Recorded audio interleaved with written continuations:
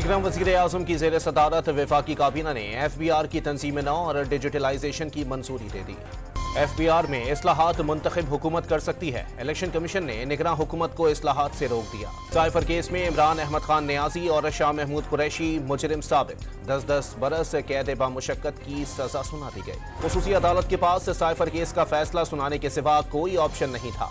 आजम नजीर तारड़ की press conference. Cipher case की समाअत खुली अदालत में होनी चाहिए थी ताकि अदल के तकाजे पूरे होते। सिराजुल हक का मौक़िफ़। नून लीग के साथ काम करना ज़ाती तौर पर मुश्किल होगा। बिलावल भुट्टो ने रूल्स ऑफ गेम तय करने का भी मशवरा दे दिया। पीपी रहनुमा आसिफा भुट्टो जरदारी रैली के हमरा बदीन पहुंच गई। कारकुनान ने फूल की पत्तियां निछावर करके इस्तकबाल किया। लंदन में पाकिस्तानी हाई कमीशन ने इंतखाबात की कवरेज के लिए 37 बरतानवी सहाफियों को वीजे जारी कर दिए। वजीर तिजारत और सऊदी सफीर की मुलाकात में दोनों ममालिक के दरमियान तिजारती रवाबित मजीद आगे बढ़ाने पर इत्तेफाक कर लिया गया। लाहौर हाई कोर्ट ने जिना हाउस हमला केस में PTI रहनुमा आलिया हमजा की दरखास्त जमानत मंजूर कर ली।